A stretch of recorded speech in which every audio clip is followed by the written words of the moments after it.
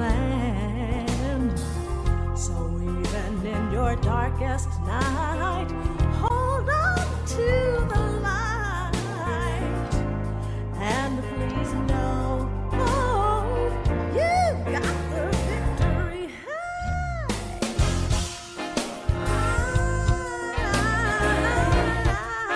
got the victory.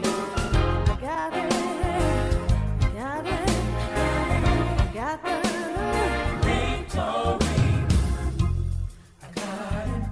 in my heart, on my job, in my family, in my relationship.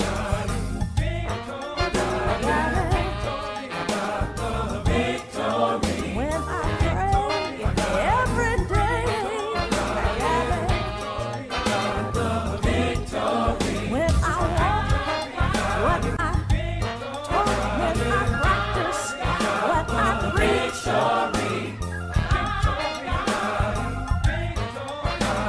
When I trust in God, victory. I got it, I got it, I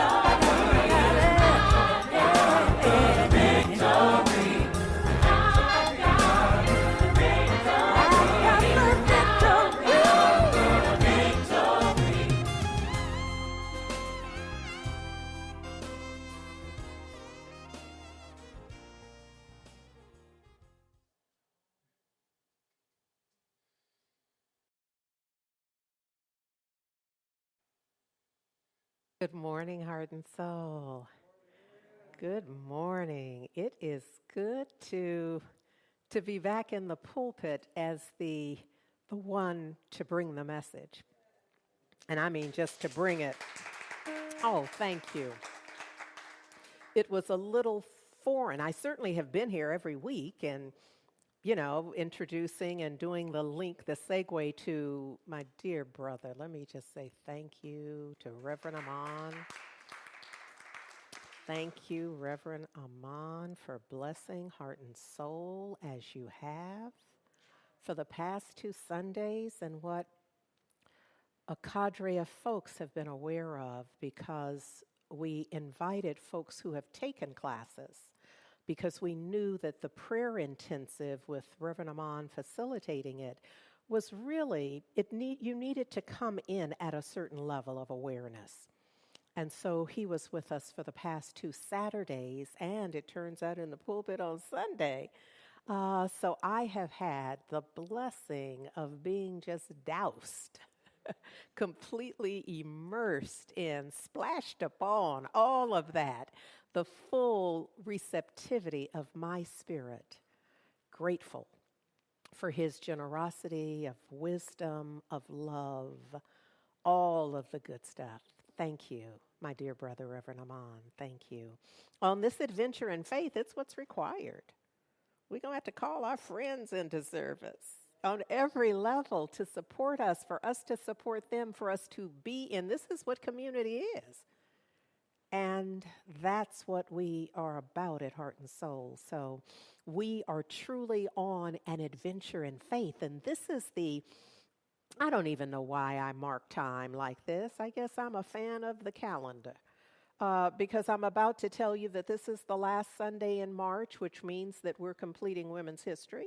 And what I know for sure is that while we may not be playing the beautiful video that Reverend Sonia put together with the music that Valerie Joy Fidmont composed and lead vocals and all, although we will not necessarily have that, throughout the year. And I say that because I reserve the right, I'm just saying, this Sunday completes our Sunday celebration of Women's History Month. And would you just look at the way that the order in the universe unfolds, so that so many of us were catching up on Judge Ketanji Brown Jackson. Yes? Yes. And so she has not been included so far, but my expectation is soon come.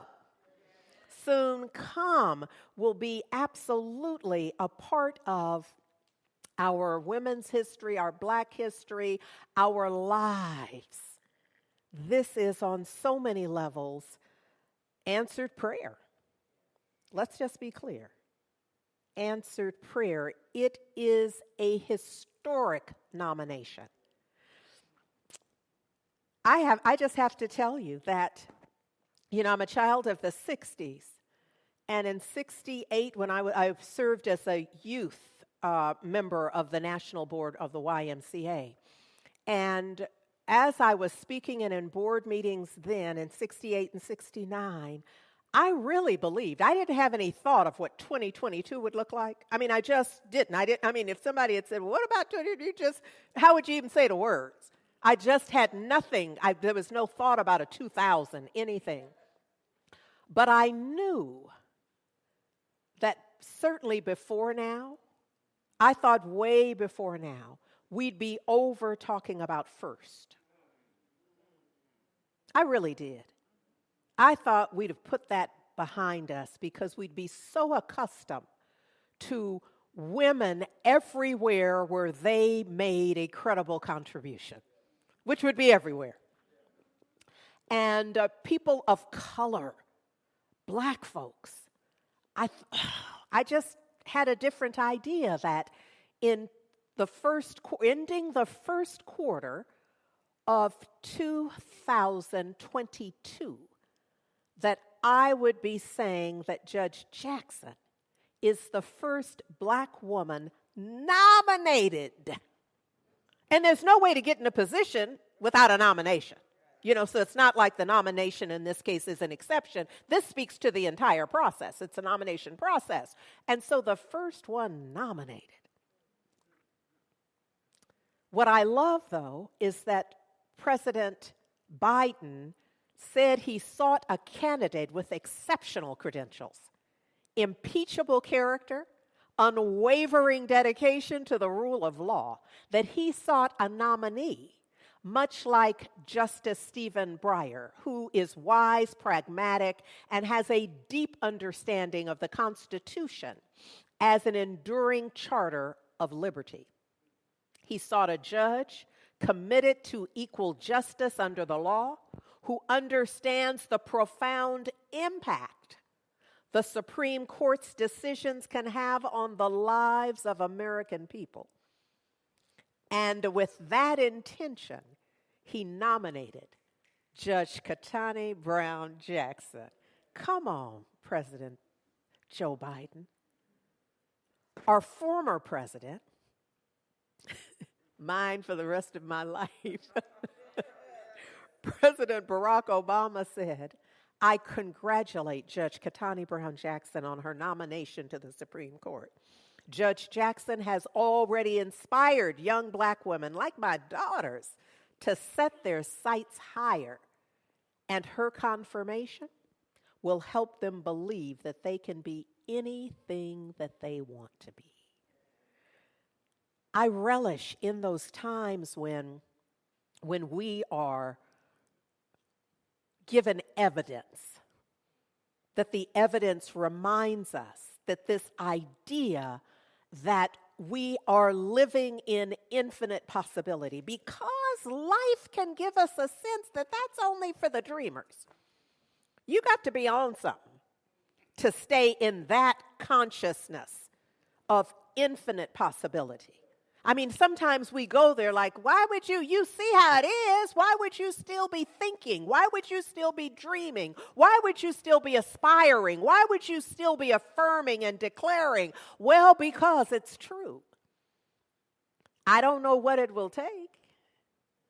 When I was younger, I really thought we'd laid the framework. I thought we'd made the necessary changes. And now I know we're not done. That we did do some of that. And change continues to happen. We are in constant change. I somehow just thought we were going to get to a point where we could kick back and let it run itself. I have been disabused of that. And I know that it's up to us. It's up to us to know something, and I want to just remind you. Now, it's a plug. Simultaneous to truth. And it is this idea that we have put on a t-shirt that it's not an accident. It's all vibration. So when President Obama says you can be, it's reminding the young'uns that they can be, because until we see it, many of us don't believe it. Now, there are always those folks who can see it even though they've not yet seen it demonstrated. But those are fewer than the folks who, once they see it demonstrated, they start setting their goal around it. It becomes a part of their vision board because they've seen it now. So it's not an accident. It's all vibration. And once we get that, I'm going to encourage you to get the t-shirt, because I'm thinking we need another critical mass awareness, a knowing that it's not accidental, that when these things that are happening that we're loving, or the things that are happening that we're not loving, that they're not accidental. It's not that the universe has slipped out of balance, that order is no longer present. It's that the vibration for the outcome is absolutely, it's the mental, emotional, spiritual equivalent is what you're seeing in every case. And all of that, the mental, emotional, and spiritual, is vibrational. And then what you get is an outpicturing of that vibration. So look, it's not an accident, it's vibration. And watch this. Judge Jackson stood out as a high achiever throughout her childhood. See, I'm wanting to set us straight. Anybody who's left with an idea like she just slid in there. She was a speech and debate star who was elected mayor of her junior high, and was student body president of the Miami Palmetto Senior High School. But like many black women, Judge Jackson still faces naysayers. When she told her high school guidance counselor that she wanted to attend Harvard. Now, the interesting thing about this is that as a black woman, there's not a group of folks that I could have brunch, lunch, dinner, or snack with that could not add to this story, where we have shared with someone a vision for our lives, someone we trusted, someone we thought was there to support us in the vision, someone that we thought that if I have the vision and I raise it up to them, they will help me to see it more clearly. But invariably, we've been told, that vision for you?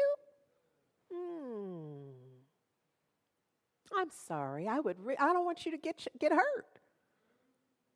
Let's shine that light a little dimmer. You're going to blind people. Scale that back some. You're doing too much. You're doing too much. You'd be just fine doing what I can see you doing. What I've seen others who look like you and have your kind of resources or background or whatever it is I'm limiting my vision to, the folks that I have seen like you be just fine. You don't have to do all that. You're doing too much. The guidance counselor cautioned her to not set her sights so high.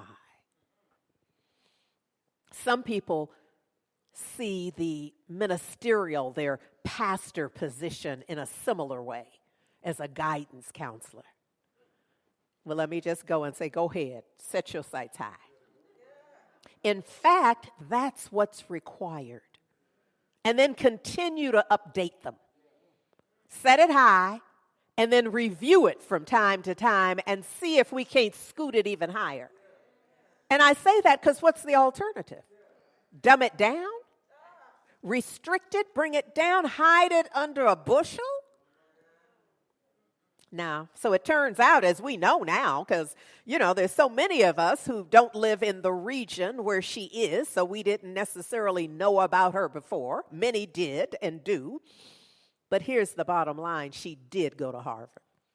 She's continued to keep her sights high. Come on with that.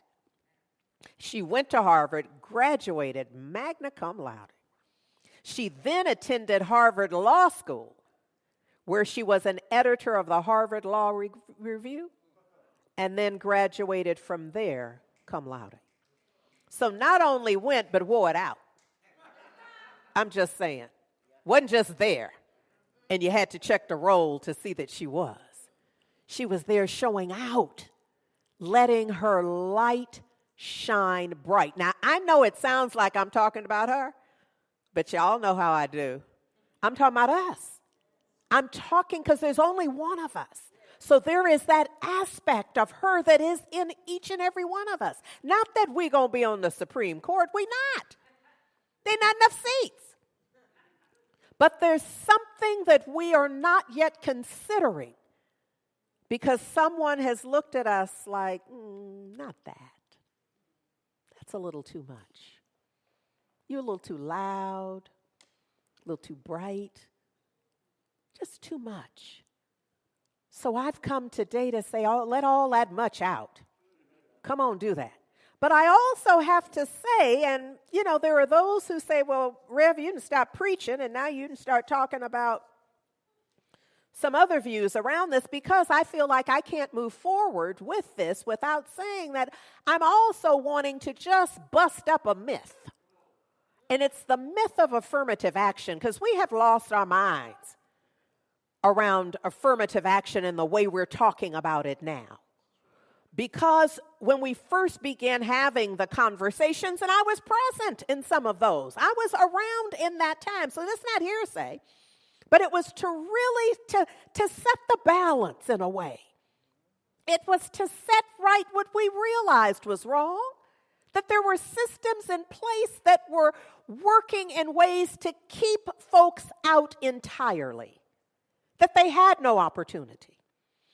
And so I don't have time. I don't even have the information available to talk about the whole system. But so that started working. And folks who had not been able to have access began to have access. And many of us are doing what we've been able to do because those doors, the foot was stuck in. They put something in there and left the door ajar. I don't recall there was ever a time where they just swung the door open and hooked it open so everybody could get in. But the little opening left enough for the people who had the skills and the wherewithal and all that it took to kind of squeeze by and get in. But now the myth is that the folks who have benefited from affirmative action are not qualified. I've come to bust the myth. Because invariably they're overqualified. The most qualified. The difference is that now the most qualified can get in. Now, as you say it, what kind of game is that? That the most qualified athlete can now be in the tryouts. That the most qualified, because look at here. When you look at Judge Ketanji Brown Jackson, at her record, no Supreme Court justice, not nominee, has served in so many capacities. So in the vernacular, sister comes packing. Ask somebody what I mean. Sister comes packing. She's not just showing up like, I think I can squeeze in on the qualifications. She is head and shoulders above just in terms of all that she has already done. Lord. And you see it there on the screen. There is no sitting Supreme Court justice who has been a judge on the U.S. Court of Appeals, has been a judge on the U.S. District Court, has been vice chair of the U.S. Sentencing Commission, has been a public defender, and a Supreme Court clerk. Remember some years ago, I had a little mic beautiful mic that I was gifted that I could just from time to time just drop it. This is Cedar mic. Because you just want to go, you want to have a moment to let that sink in, to see just how insane our policies have been and will continue being unless we imagine justice, unless we imagine other outcomes. So look, Senator Cory Booker just upped the stock for Kleenex and tissue. Because, I understand that the chambers were full of people with tears and at home and all of that. Part of what he said that struck me was this country is getting better and better and better. Now watch what happens in your mind, though. Because you have the option of either coming up with evidence that what he said isn't true. Come on now. You caught yourself. That was a little pop quiz. And it's only between you and you. You know where you went. So if when I read his words, this country is getting better and better and better, if somewhere in you were saying, what you talking about, Rev? You're going to have to stay after. We're going to have to do a little something extra. You understand what I'm saying?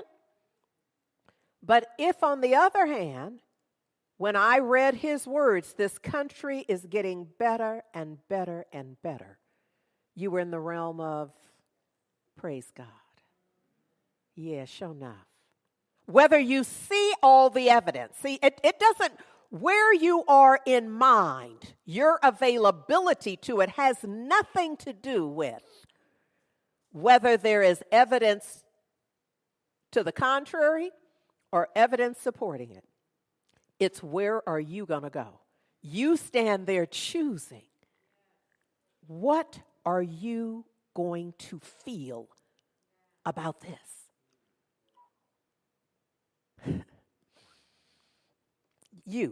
It's up to you to decide how you feel. It's a new dawn. It's a new day. It's a new life. It's up to you how good you feel about it. Come on, Brannis and Tammy.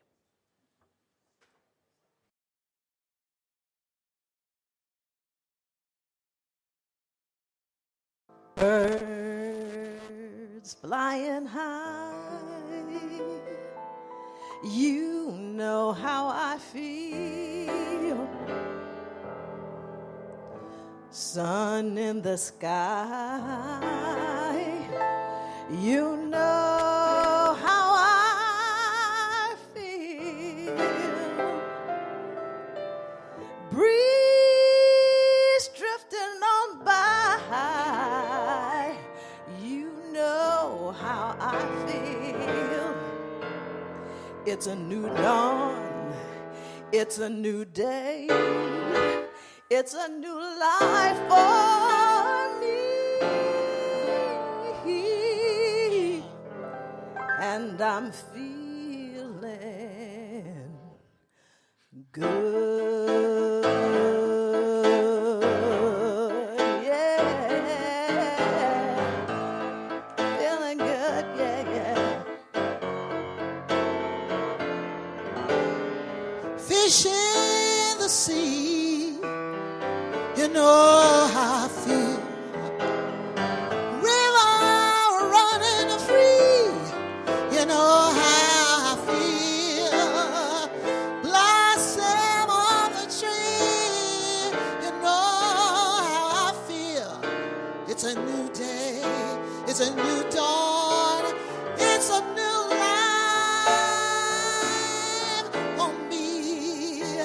and I'm feeling good, yeah, yeah.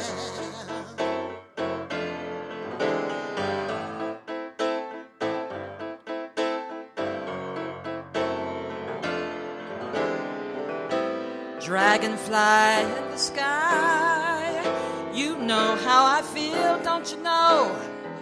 Butterflies running free, you know how I feel. Sleep in peace when day is done, and it's a new dawn, it's a new day, it's a new life for me, and I'm feeling good.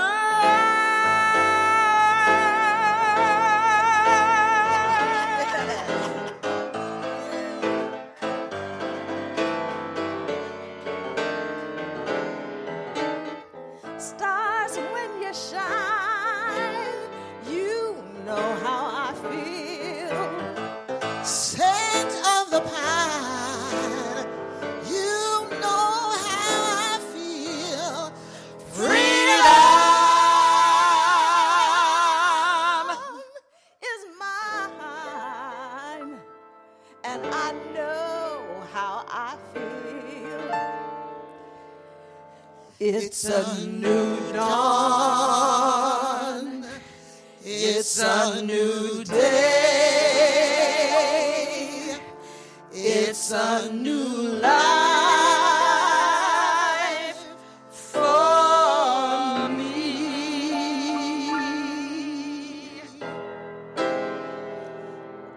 And I'm feeling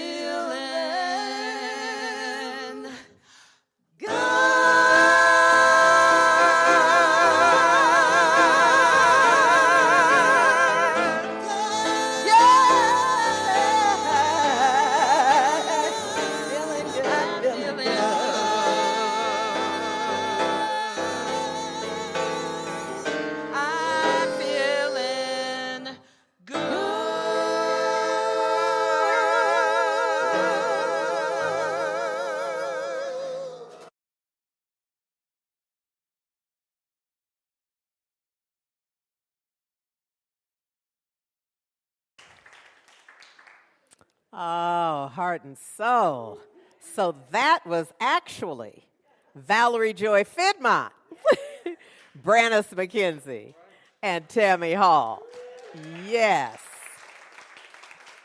Oh, giving thanks for our heart and soul ministry. Nina Simone's feeling good. Yes. It's up to us. It's up to us what you're going to feel about anything. Anything at all. Pardon me. And I'm feeling good. Can I just get in your business for just a moment? Because I know I don't typically do that.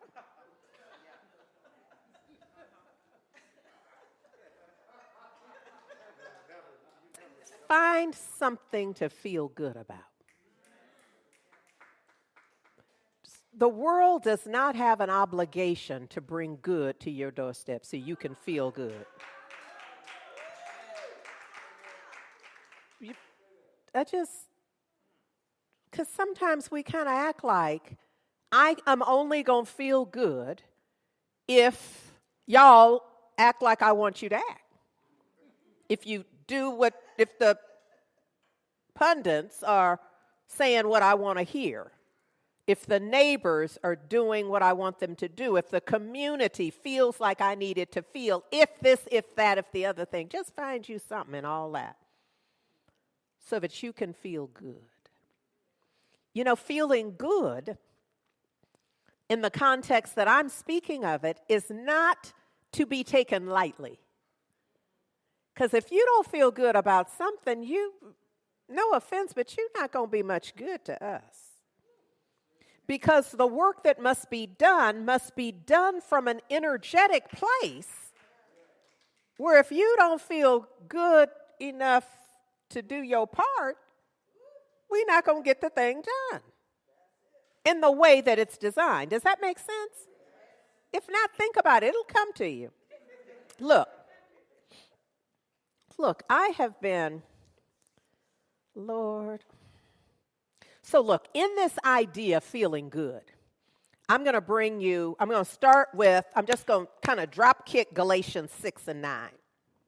And let us not be weary in well-doing, for in due season we shall reap if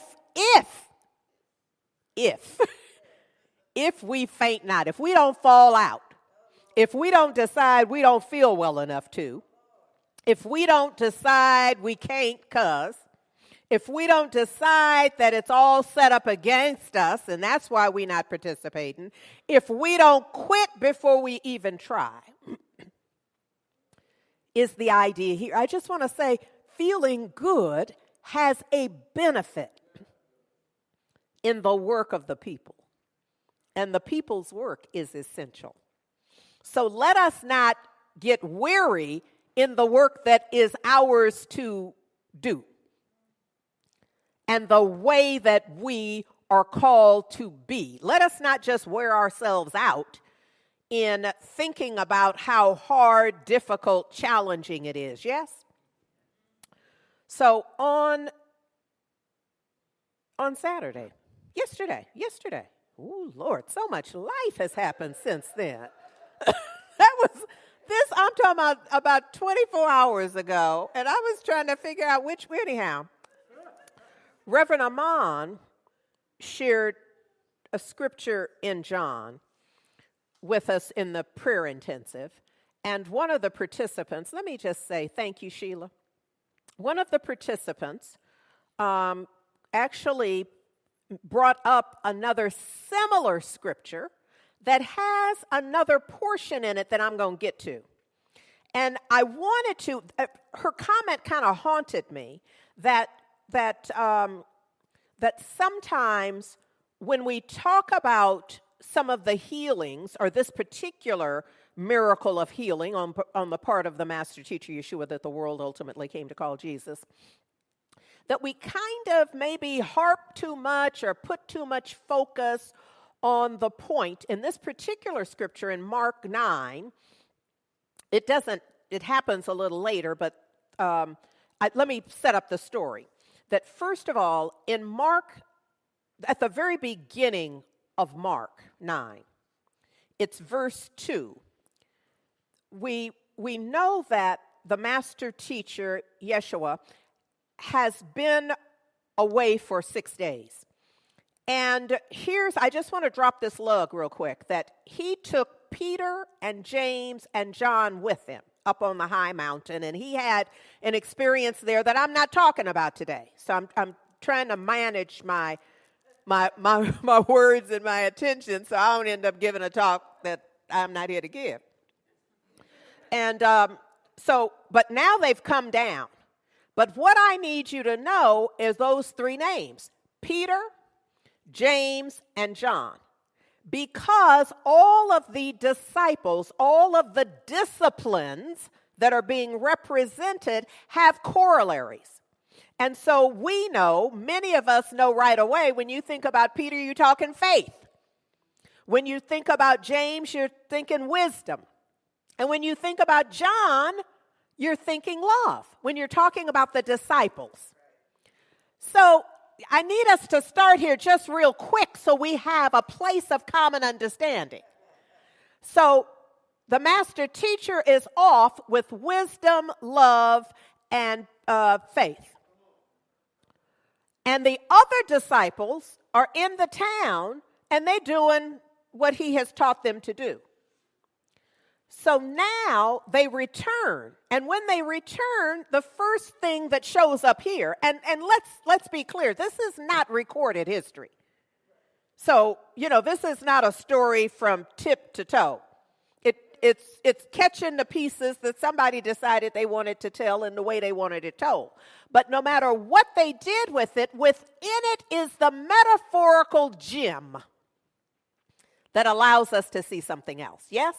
So they're now back, and they are among the people. And when they get there, it is said that there's a great crowd among them. And the scribes are debating with them. And the scribes are, in a way of speaking, we would say that the scribes are the ones who are to interpret and execute the church's doctrine, the rules.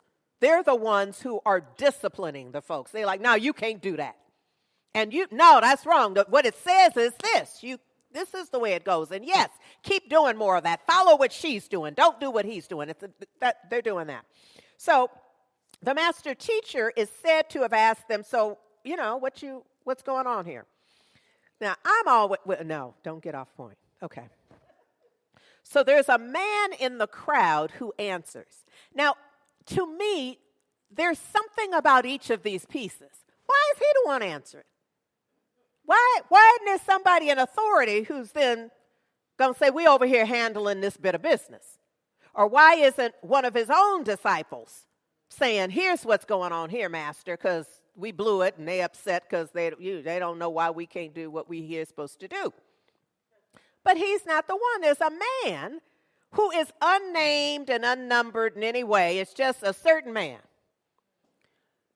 Says that talks about his son who is dumb in spirit, who has seizures. He's saying, I brought my son who cannot speak and he's wasting away to your disciples for healing. And they were unable to heal him. So why can't the boy be healed? Because the master teacher has taught his disciples how to do the healing. That's what they were there doing. So they're healing some, but they couldn't heal him. So I'm really interested in this man because there's a cry of despair from the crowd. See, I'm interested in the fact that you got the crowd and the one person who speaks up is like, over here. Here's what's happening. And I'm not convinced that that's necessarily all that they were talking about, or that was, even if that was the subject, that he had the way to frame it. But there was something in him, hear me now, there was something in him that said, come on, Judge Katanji, come on, let us see that there is a bright light someplace that insists upon being present.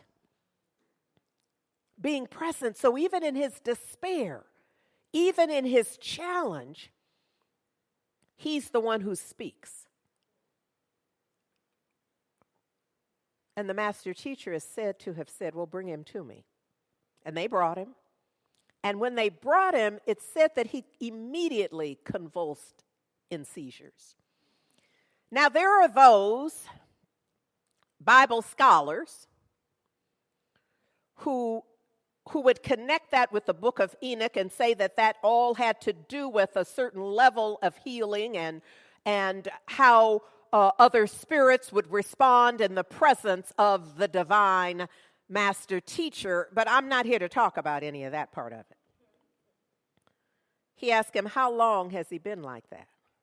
And he said, well, since he was a little boy. And it's even been worse. Sometimes he throws himself into the fire or into the water.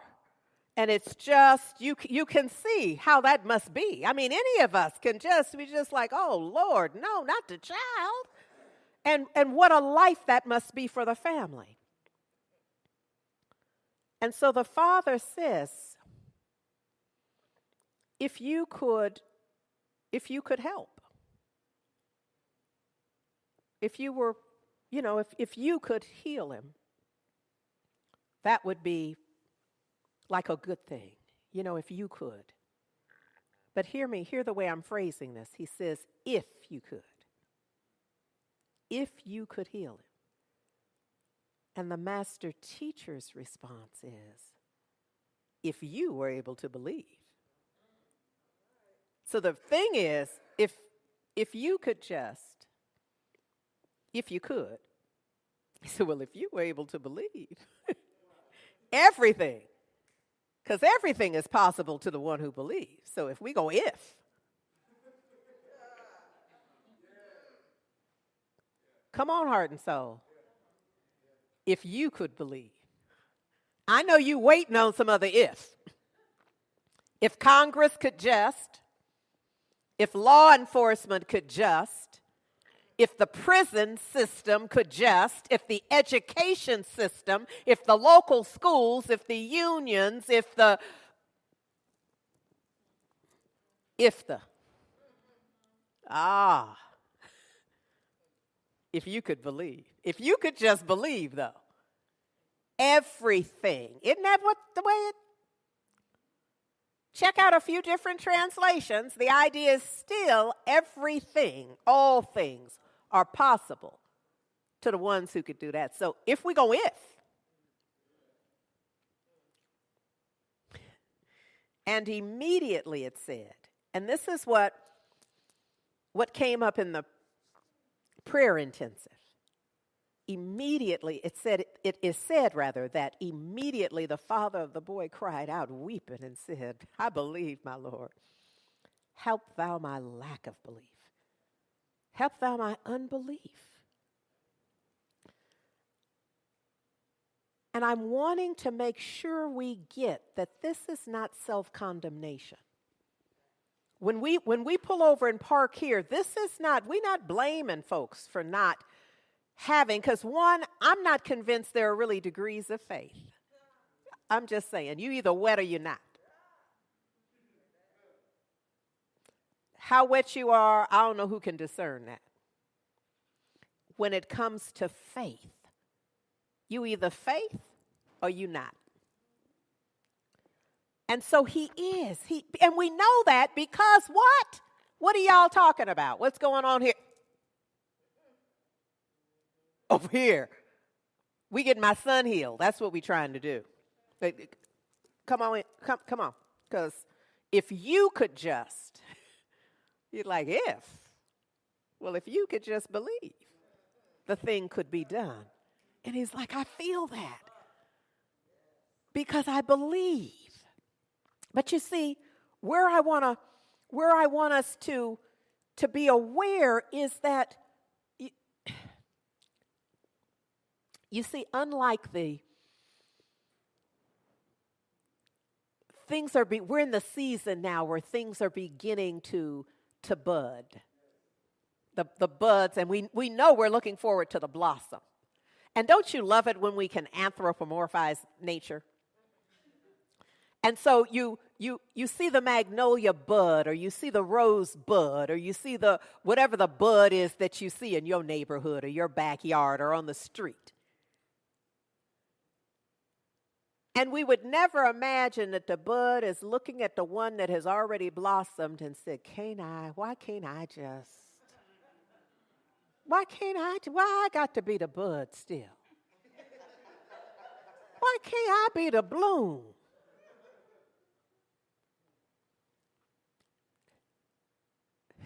Because it's required just the way it is. So Brahman is really giving us an opportunity to see ourselves, to see where our faith falls short of exactly what's required. It's not our season quite yet. Now, this is not like I'm not offering you a place to hide where you don't do, because let me not, it's hard to say this without a little judgment. Oh, Lord. Were we in those situations when we haven't done what we're supposed to do? We left home half hour after we were supposed to be there. And we get there late and say, oh, it's because we missed whatever. We left 30 minutes after the appointed time. And we get there and we missed whatever it was that was there 30 minutes ago. And we announce in the most spiritual way, it must not have been for me. Well, it must not have been for you arriving 30 minutes after the thing was due to have. Don't try me. We don't know if it was or wasn't. We know you didn't get it. But I want to be sure you know this ain't that. I'm not talking about you just like trying to control and rearrange all the laws and order in the universe that you just get what you get because you want to get it and don't have to follow. So I'm off topic now. Okay, so look at here. Look at here. So the Father, I believe, help thou my unbelief. Help thou that part of me that's beat up so bad.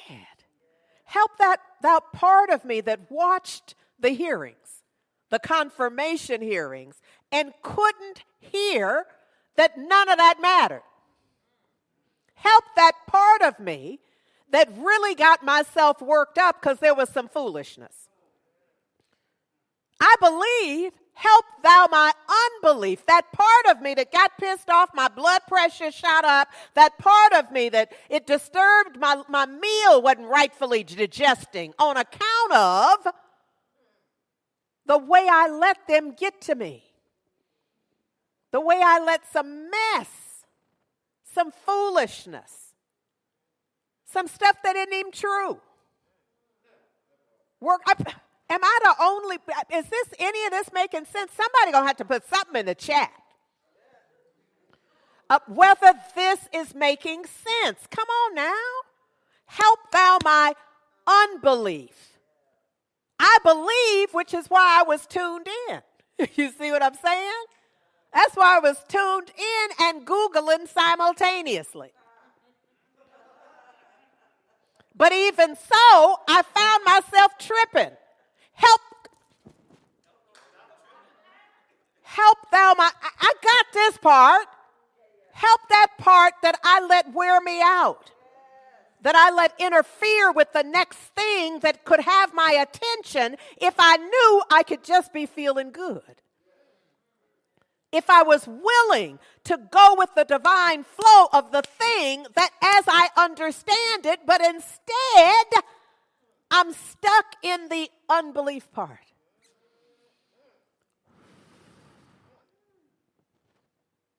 See, we can't afford the self-condemnation because we haven't yet achieved. Didn't I say in 68, 69? I just knew. I hadn't picked a year. But I knew it wouldn't be 2020 when we'd be talking about the first nothing. The first black woman. What? No. They plenty of them. They'd have to be. Can you imagine if it was like a Back to the Future moment? Oh, my face would just stay screwed up. Just, how could this be? All that marching we did? All the jail, all the programs, all the what? It can't be. Help thou my unbelief. Come on now. Because this is all of us. This isn't just this one man that we can point to historically who just didn't get it. This is an aspect of all of us. And see, this isn't even about the whole healing. Because you know the master, you know the rest of it. The master teacher commanded out the spirits and they thought the boy was dead because where he'd been seizing and foaming at the mouth and carrying on. There was a lot of activity with this little youngin'. We've seen them. We've seen people with their youngins who just can't keep still. And we know our reaction just to that. So this is an extreme of that. Someone literally in seizures, not just kinetic in that sense, hyperkinetic in that way. But when the master teacher has done his healing, has been the vibrational influence on it, it is said that he was so still they thought he was dead. Until he reached out and took his hand. And the boy got up. See, I felt like I just had to I may as well tell the rest of it. And then there's that moment where the master teacher is with the disciples. This is just to round it off. It's not really part of the talk. I'm probably going to go there a little bit, though. Is where the disciples are now, why we couldn't do it? Why you leave us there? I'm going to say, without love, without wisdom, without faith. Remember, he returned with those disciples, with those attributes, with those capacities. So there was something that had to unfold this way. When we look at these stories, we even in the fairy tales and in mythology and in the fables, you got to set them up just right. They got to be set up just right. They have to have just the right elements and not have certain elements. Because if they got all the elements, then it's not going to make sense that it's working that way. So in this case, what happens to particularly make sense to me is they're returning with love and wisdom and faith. So I'm like, what was y'all using to heal? And I'm not saying that some stuff couldn't have happened, but we're not talking no major deep healing. And so the disciples are inquiring about, why couldn't we do it? He said, well, this kind. And Reverend Amon brought us a message around that. This kind requires prayer and fasting.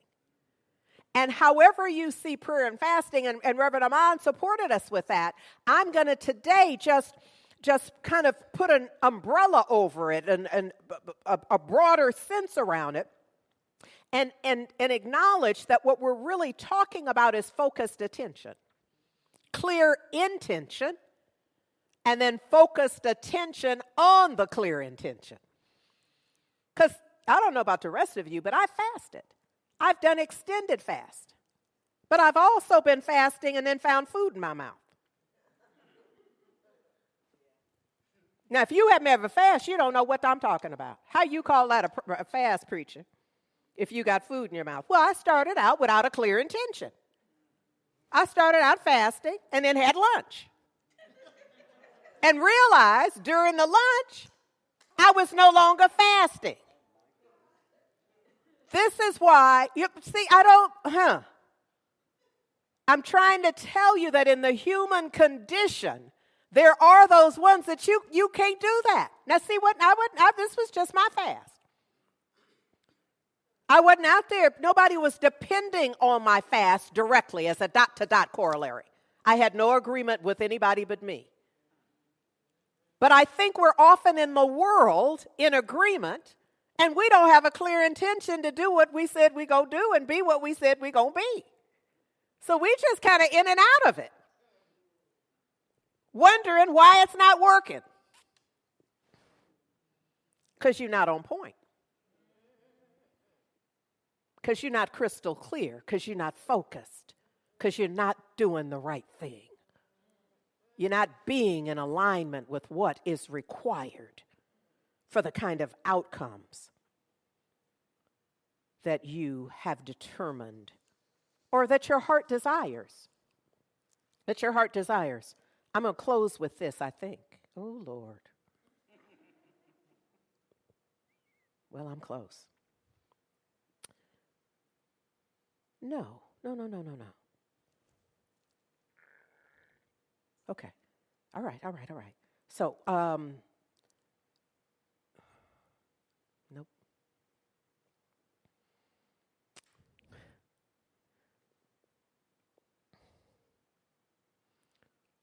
When we look at sometimes what the logical, for us, for each individual, the logical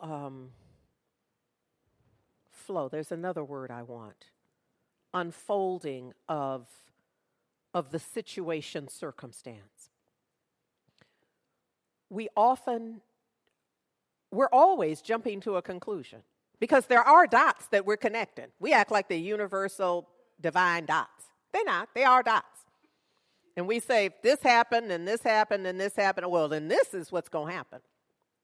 But look, here's what I want you to know. is that to the extent that we are if you believe, if you, I know if I, but if you believe, all things are possible. So, an excerpt from from communication from some conservatives and those appointed to positions in Republican administrations. An excerpt I'm going to share with you. As lawyers and others who have served in appointed positions in Republican administrations or hold conservative political or legal views, we write to urge the speedy confirmation of Judge Ketanji Brown Jackson to serve on the Supreme Court. Many of us know her personally, have appeared before her, or have served in legal organizations with her. Now, if this were happening 10, 20 years ago, I don't know that it would be worth reading. But we have created by our own vibrational consciousness such partisanship that this is now noteworthy. That you got some folks crossing the aisle to say, wait, hold up. I'm going to have to say something here. What's going on here? I'm going to have to be like the man in the crowd. Look, over here, there's some mess going on. I'm going to need some help with some healing, some attention on this. And so they're writing to say, while some of us might differ concerning particular positions she has taken as a judge, we are united in our view that she is exceptionally well qualified. Given her breadth of experience, demonstrated ability, and personal attributes of intellect and character, indeed, we think that her confirmation on consensus basis would strengthen the court and the nation in important ways. I believe, help thou my unbelief. Because there are too many of us who would not have imagined that that was in the mail. Electronic or otherwise. But I'm wanting us to expand our imagination to include beyond what we think isn't possible to our heart's desires. We are moving, this from my heart to yours, we are moving forward together as harbingers of faith. And I know from time to time we're going to cry out, I believe, help thou my unbelief. But it won't be all the time. It won't be everyone. Don't worry. And you know, I was thinking about Bobby McFerrin. And the little ditty, don't worry, be happy. This ain't exactly that, but it's in the feeling good. You see what I'm saying? You can't get the stuff done if you're worrying. It brings nothing. In fact, it deteriorates whatever spiritual principle you're working on. Your worry is like rust. It's eating away at whatever it is you are establishing. We're moving forward together in faith. And we can't afford to have you bringing worry on the trip. We're going to have to drop our worry and be willing to know something. This country is getting better and better and better. I love that he didn't just say it's getting better. You know what I'm saying?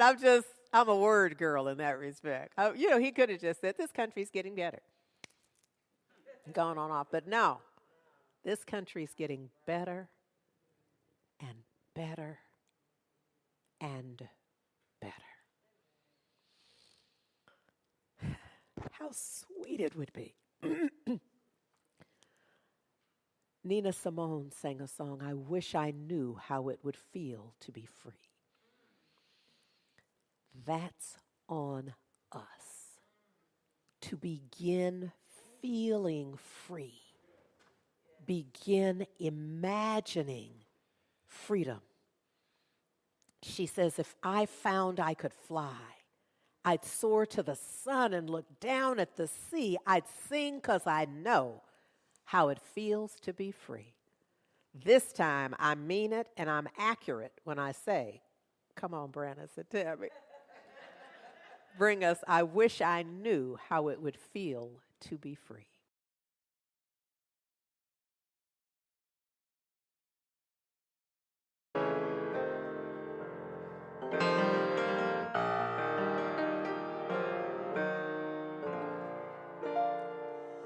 I wish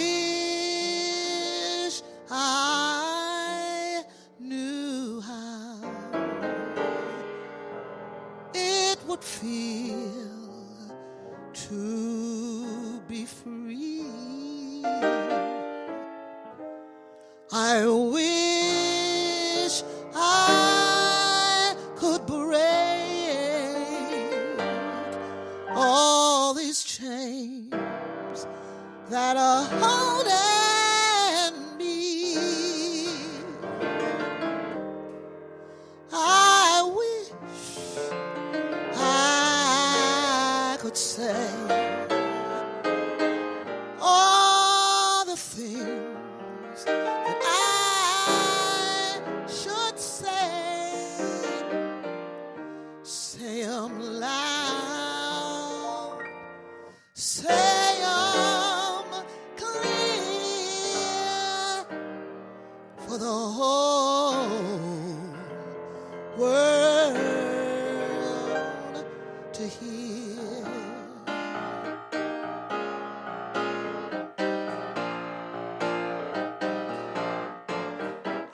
I wish I could share all the love that's in my heart. Remove all the bars that keep us apart. And I wish that you could know what it means to be me. Then you'd see and agree that every man and woman should be free. I wish I could give all I'm longing to give. I wish I could live like I'm longing to live. I wish I could do all the things that I can do. Though I'm way overdue, believe me, I'm starting anew. I wish I could be like a bird in the sky. How sweet it could be if I found that I can fly. I'd soar to the sun and look down at the sea. And I sing 'cause I know, yeah, I sing 'cause I know. I sing 'cause I know, yes, I know how it feels. Lord knows I am free.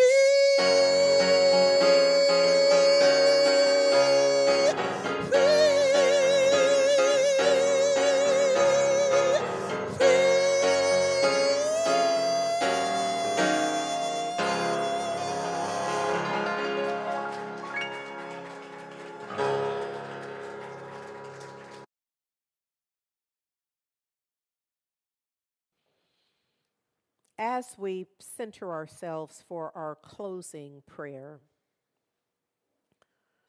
I want to read this excerpt from Frederick Bale's book, Healing the Incurable, in which he says there are undreamed of depths to the human mind. The answer to every problem lies hidden there somewhere in its deep levels. But humanity becomes panicky.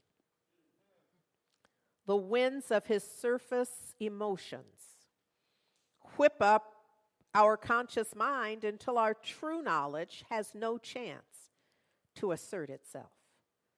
Our true knowledge is robbed of its opportunity to assert itself.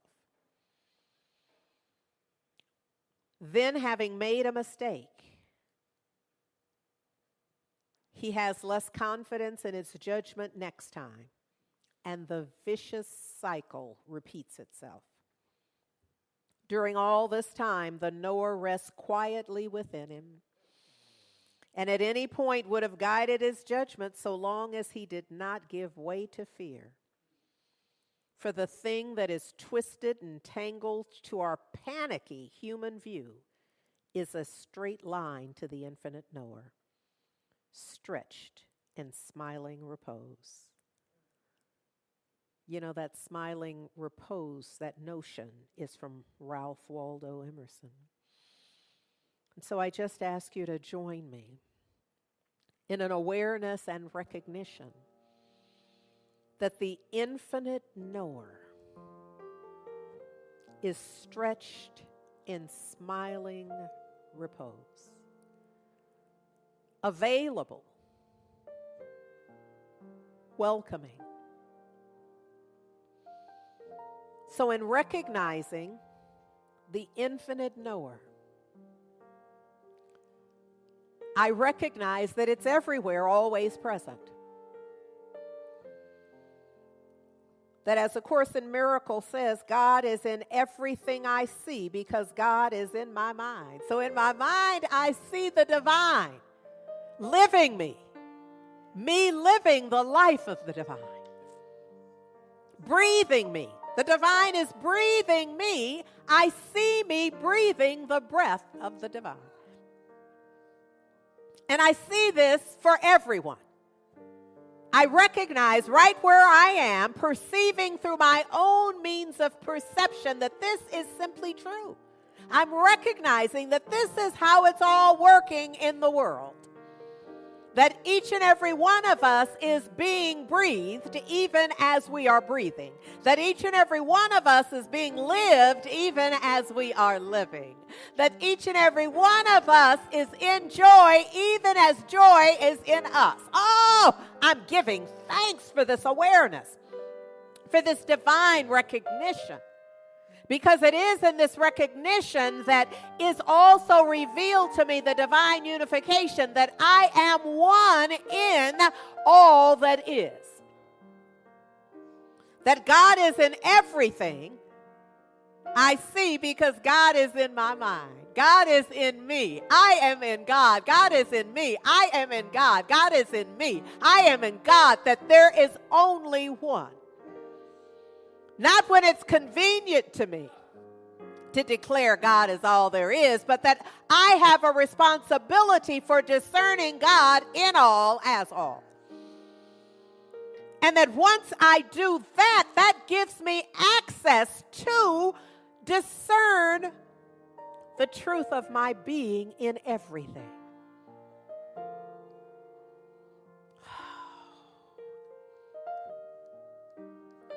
I'm giving thanks this day, this moment, for Judge Katanji, that she brought receipts, that we could see without any doubt or question the truth of the situation. And so I'm applying this morning the law of transitivity, that we might gather our own receipts in our own lives, in our own dreams, in our own visions, in our heart's desire that we might gather the evidence of our worthiness, of our qualification, of our divine deservability, of our willingness to be the one who is among the ones who are.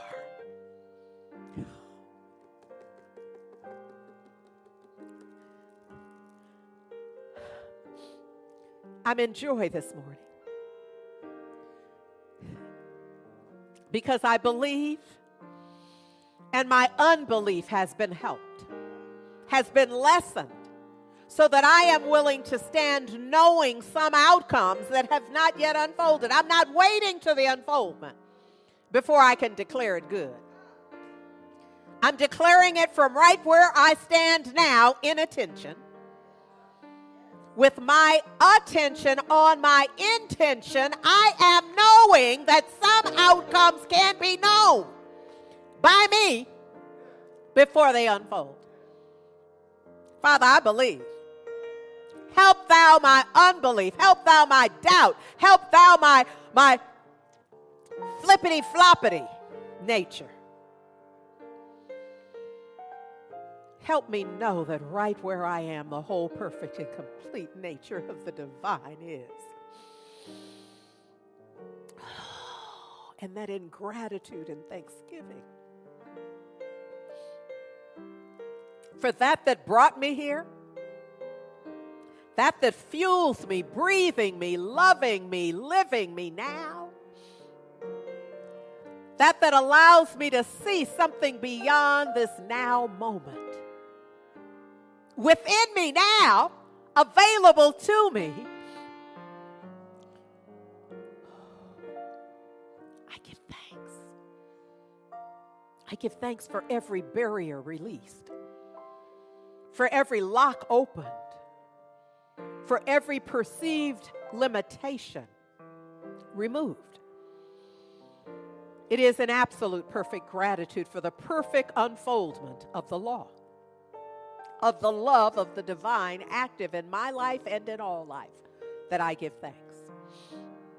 And it is in this attitude of gratitude and thanksgiving that I release this word into the perfect activity of law. I know, and I know that it's not possible for this word to return void. It cannot happen. So I let it be. Sealing this for all eternity, I simply say Ashe, Amen, and so it is. Ooh, love matters.